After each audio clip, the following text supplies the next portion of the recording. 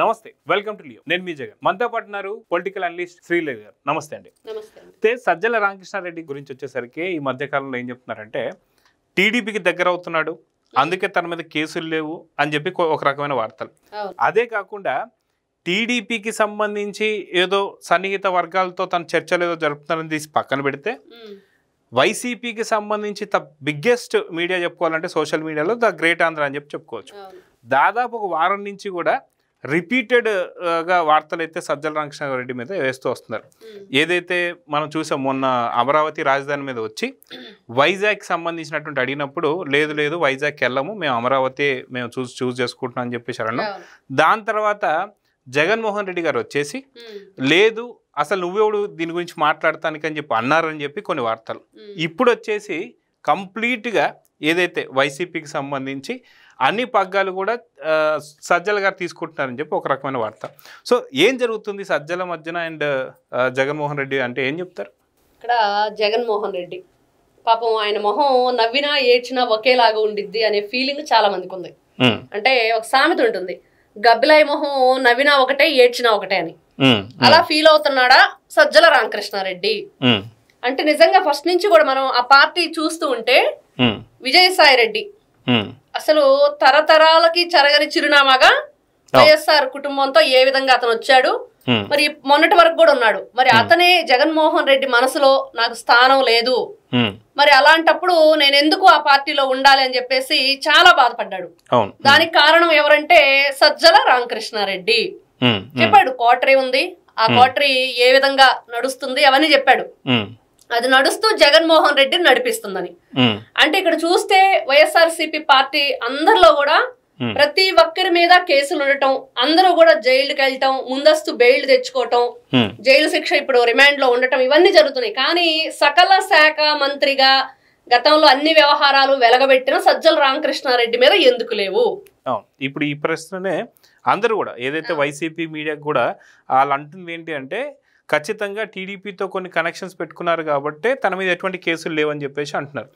మరికొంతమంది ఏమంటున్నారంటే సజ్జల రామకృష్ణారెడ్డి చాలా తెలివిగల్లోడు కాబట్టి ఇప్పటికే క్రిమినల్ మరకలు జగన్మోహన్ రెడ్డి మీద ఉన్నాయి కాబట్టి క్రిమినల్గా తను తోస్తూ పార్టీలో పూర్తి స్థాయి అంచనాలకు ఎక్కాలని చెప్పి సజ్జల రామకృష్ణారెడ్డి ఎదుగుతున్నాడని చెప్పి ఒక రకమైన వార్త. అందుకే చూసుకుంటే లిక్కర్ స్కామ్లో కావచ్చు, శాండ్ స్కామ్లో కావచ్చు, ఇంకే దేంట్లో అయినా సరే సజ్జల పేరు పెద్దగా కనిపించినట్టు మనం చూసుకోవాలి. కానీ జగన్మోహన్ రెడ్డి నిజంగా ఇంత తెలివి తక్కువవాడా అంటే ఏం చెప్తారు? జగన్మోహన్ రెడ్డి తెలివి తక్కువవాడా అంటే మొన్నటి వరకు నేను కూడా చాలా సోషల్ మీడియాలో పోస్టులు వింటుంటే మొన్నటి వరకు జగన్ దగ్గర సజ్జల రామకృష్ణారెడ్డి కూలీడుగా చేశాడు అనుకున్నాము. కాదు, సజ్జల రామకృష్ణారెడ్డి దగ్గర జగన్మోహన్ రెడ్డి కూలాడు అనేది మనం చదువుతున్నాం. అంటే ఎందుకు అంటున్నారు ఆ మాట, ఎందుకు అనవలసి వస్తుంది అని అంటే ఇదిగో ఇప్పుడు జరుగుతున్న ఈ పరిణామాలన్నీ కూడా అంటే జగన్మోహన్ రెడ్డి నమ్మి మోసపోయాడా? అంటే జనాన్ని మోసం చేసే పనిలో పడిన జగన్మోహన్ రెడ్డి తానే మోసపోయాడన్న సంగతి తెలుసుకోలేకపోయాడా? అదే కనిపిస్తుంది. అంటే వీళ్ళందరూ కలిసి ఏం చేశారు, ఒక దోపిడీ దొంగల ముఠాలాగా దొంగలు ఊళ్ళు పంచుకున్నట్లుగా రాష్ట్రాన్ని ఏ విధంగా ముక్కలు చేశారు, పంచుకున్నారు. ఈ రోజు చూస్తున్నాం చాలా రకాలుగా వీళ్ళు దేన్ని వదిలిపెట్టలేదు. చివరికి అమరావతి రోడ్లు కూడా మట్టిని తవ్వుకుపోయిన పరిస్థితి. కానీ ఎక్కడికి వెళ్ళినా సకల శాఖల్ని నడిపించింది మాత్రం సజ్జల రామకృష్ణారెడ్డే గాని ఎక్కడా కూడా ఆయన మీద ఒక కేసు లేదు. అది ఇక్కడ నాకు ఇంకొక చిన్న అనుమానం వస్తుంది. ఏంటి అంటే వైసీపీకి సంబంధించి అనర్గళంగా మాట్లాడే వ్యక్తులు ఎవరు ఉన్నారంటే ఎవరు కనిపించడం అటు జగన్మోహన్ రెడ్డితో సహా. సో జగన్మోహన్ రెడ్డి కాకుండా వైఎస్ అవినాష్ రెడ్డి కూడా అంత అనర్గళంగా మాట్లాడేటువంటి ఒక పరిస్థితి కాదు. సో నిజంగా వీళ్ళకి మాట్లాడేటువంటి ఒక స్కోప్ లేకపోవడం వల్లే ఒక జర్నలిజం వాల్యూస్ ఉన్నటువంటి ఒక సజ్జల రామకృష్ణారెడ్డి గారు అయితే పర్ఫెక్ట్ అని చెప్పి ఆయన ముందు పెట్టడం వల్ల ఇప్పుడు ఆయన మిగతా వారందరినీ కూడా వెనక్కి తోస్తున్నారేమో అని చెప్పి నాకు అనిపిస్తున్న పాయింట్. మీరేమంటారు?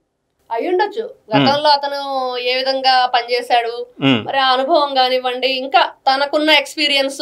సబ్ ఎడిటర్ నుంచి ఇప్పుడు ఒక పార్టీకి పూర్తి అధిపతి కాబోతున్నాడా, ఆ పార్టీకి దళపతి అయితే జగన్మోహన్ రెడ్డి అవుతాడా అన్నట్టు ఉంది ఇప్పుడు పరిస్థితి. అవును, అంటే ఇక్కడ సజ్జల రామకృష్ణారెడ్డి ఇప్పుడే మనం అనుకున్నాం జనాన్ని మోసం చేసే పనిలో ఉన్నారు, కానీ ఈ మంత్రులందరూ కూడా సకల శాఖలో మోసపోతున్నామని అనుకోలేదు ఇప్పుడు వరకు కేసులు నమోదైన దాన్ని బట్టి చూస్తే సజ్జల రామకృష్ణారెడ్డి మీద మాత్రం కేసులు ఎందుకు నమోదు అవ్వట్లేదు? జైలు శిక్ష అనుభవించే వాళ్ళు ఇప్పుడు సోషల్ మీడియాలో కూడా రకరకాల పోస్టులు పెట్టిన వాళ్ళు అందరూ కూడా అరెస్ట్ అయ్యారు, కేసులు నమోదు చేశారు. సంజయ్ లాంటి వాళ్ళు మరి సోషల్ మీడియాలో పోస్టులు పెట్టిన వాళ్ళకు కూడా ఆస్తులు అటాచ్ చేస్తాము, చంద్రబాబు నాయుడు 10 సంవత్సరాలు బయటకు రానివన్న వ్యక్తులు కూడా సుప్రీంకోర్టు ఆదేశాలతో వాళ్ళంతటి వాళ్ళు వచ్చి లొంగిపోయే పరిస్థితి. కానీ సకల శాఖ మంత్రి సజ్జల మొన్నే విన్నాం, నాయకుడు చెప్తున్నారు తెల్ల త్రాచు అని ముద్దుగా పిలుచుకుంటామని. అంటే వేణుమాధవ్ డైలాగ్ ఉండిద్ది, నల్ల పాలు నల్ల త్రాచు లెక్క అన్నట్లుగా ఈ తెల్ల త్రాచు ఎంత పగడ్బందీగా వీళ్ళందరినీ కూడా తన కోరల్లో బంధించి తను మాత్రం పడగ విప్పి రక్షిస్తున్నట్టుంది, కానీ ఆ కోరల్లో బంధిస్తున్నా అన్నది జగన్మోహన్ రెడ్డి కనిపెట్టలేకపోయాడా?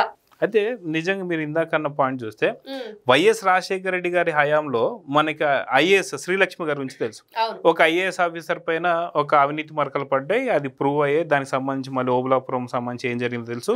మళ్ళీ సుప్రీంకోర్టు మళ్ళీ విచారించమంది. సో ఇది తీసి పక్కన పెడితే వైఎస్ రాజశేఖర రెడ్డి హయాంలో ఒకే ఒక ఐఏఎస్ ఆఫీసర్ కావచ్చు, ఒక ఇద్దరు చిన్న చిన్న పోలీసులు కావచ్చు. కానీ సజ్జల రామకృష్ణారెడ్డి వచ్చిన తర్వాత చాలా తెలివిగా ఏదైతే మనం చూసాం కాదంబరి జత్వాని విషయంలో సీఎం కార్యాలయాన్ని, సీఎంఓ ఆఫీస్ని వాళ్ళు అడ్డాగా మార్చుకొని సజ్జల రామకృష్ణారెడ్డి గారి డైరెక్షన్లో ఐపీఎస్లు జైల్లో పంపించాడు. పిఎస్ఆర్ ఆంజనేయుల గారు లాంటి ఒక పెద్ద సీనియర్ అధికారి ఎవరైతే ఉన్నారో ఆయన కూడా ఇప్పుడు జైల్లోకి సంబంధించి. సో ఇంతమందిని అంటే ఏదైతే క్రైమ్స్ని అలవాటు చేసుకున్నటువంటి ఒక జగన్మోహన్ రెడ్డి అదే క్రైమ్స్లో తోసేసి ఇక్కడ పూర్తి మీరు ఇందాకన్నట్టు తెల్ల త్రాచులాగా వైట్ కాలర్డ్ పొలిటీషియన్గా ఎదగాలని చెప్పి అనుకుంటున్నాడా?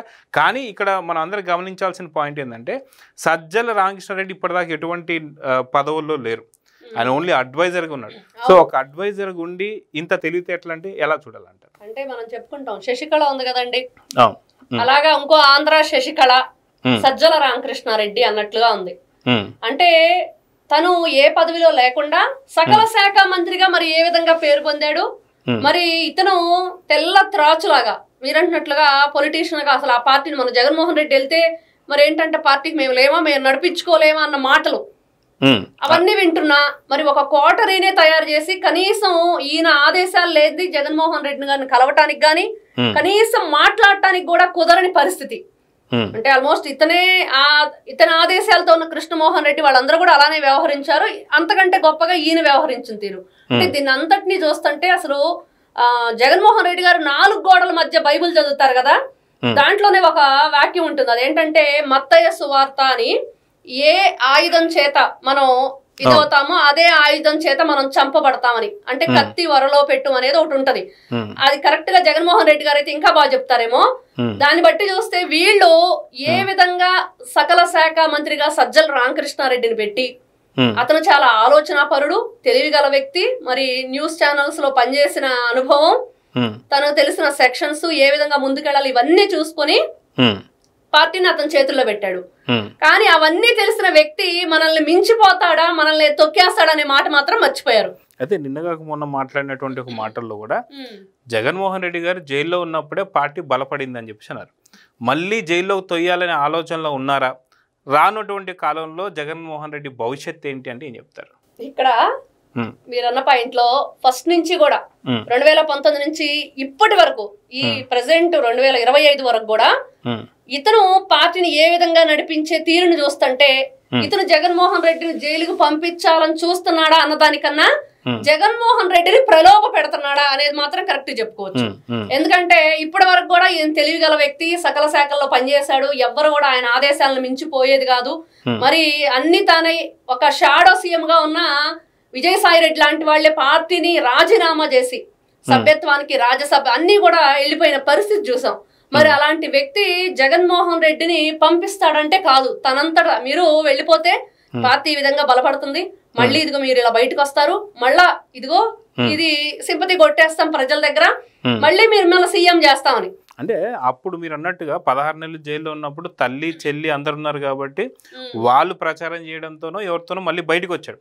కానీ ఈసారి తల్లి లేదు, తల్లిని విడగొట్టుకున్నారు, అదేవిధంగా చెల్లి లేదు. అంటే వైఎస్ జగన్మోహన్ రెడ్డి గారు తల్లిని పోగొట్టుకున్నారు, చెల్లిని పోగొట్టుకున్నారు, బాబాయిని పోగొట్టుకున్నారు, మరో చెల్లిని పోగొట్టుకున్నారు, ఉన్నటువంటి ఒక ఆత్మైన విజయసాయి రెడ్డిని పోగొట్టుకున్నాడు. ఇదే విధంగా అందరినీ పోగొట్టుకున్నా సరే సజ్జల రామకృష్ణారెడ్డి ఎందుకు పోగొట్టుకోలేకపోతున్నారు? నిజంగా ఇప్పుడు మీరు అన్నట్టుగా గతంలో 16 నెలలు జైల్లో ఉన్నప్పుడు వీళ్ళందరూ కూడా ఆదుకున్నారు. ఇప్పుడు వీళ్ళెవరు లేరు కాబట్టి ఈసారి జైల్లో పంపిస్తే ఇక బయటికి రాడు జీవితంలో అనేటువంటి కాన్ఫిడెన్స్ సజ్జల రామకృష్ణారెడ్డిలో ఉంది, అందుకే ఇలాంటి మాట్లాడినాడంటే ఏమంటారు? సజ్జల రామకృష్ణారెడ్డికి ఆ కాన్ఫిడెంట్ ఉండుండొచ్చు, కానీ జగన్మోహన్ రెడ్డికి అర్థమైద్దా? అర్థం కాదు. ఎందుకంటే ఆయనకి ఎక్కడా కూడా ఒకవైపు ఆలోచించుకుంటే అంటే ఒకవైపే ఆలోచించే తత్వమే గాని ఇంకొక వైపు ఆలోచించే తత్వం లేని వ్యక్తి జగన్మోహన్ రెడ్డి. మనం ఇన్ని సంవత్సరాల నుంచి ఆయన గమనించిన విధానం చూస్తే ఆ ఒంటెద్దు చేలో పడ్డట్టు ఉండిద్ది కానీ ఇంకా వేరే ఆలోచన ఉండదు. కాబట్టి ఈ రోజున తల్లిని చెల్లిని ఎవరిని కూడా కాదనుకుని అందరినీ కూడా దూరం చేసుకున్న అన్ని తానై నడిపించాలని తను ఏ విధంగా ప్లాన్ చేశాడో దాంట్లో అంటే సాలిగూళ్ళలో చిక్కుకున్న పురుగులాగా అయిపోయాడు జగన్మోహన్ రెడ్డి అనేది మాత్రం అర్థమవుతుంది. సో చూద్దామండి, ఖచ్చితంగా ఏదైతే సజ్జల రామకృష్ణారెడ్డి నిజంగానే ఊబిలోకి తోస్తున్నాడా, ఈసారి నిజంగా జైల్లోకి వెళ్తే కాపాడడానికి తల్లి చెల్లి కూడా లేరు కాబట్టి సో లైఫ్ లాంగ్ వైసీపీ పార్టీకి తనే అధ్యక్షుడు కావాలనే ఆలోచన ఉన్నాడా, కానీ ఎందుకని గ్రేట్ ఆంధ్ర కానీ మిగతా వైసీపీ సోషల్ మీడియా రాస్తుంది అంటే ఖచ్చితంగా జగన్మోహన్ రెడ్డికి అదేవిధంగా సజ్జల రామకృష్ణకి విభేదాలు వచ్చాయా లేదా, మొత్తానికి ఈ టాపిక్ గురించి మీరేమనుకుంటున్నారో కామెంట్స్ రూపంలో తెలియజేయండి. నమస్తే. Please subscribe to Leo News for more videos.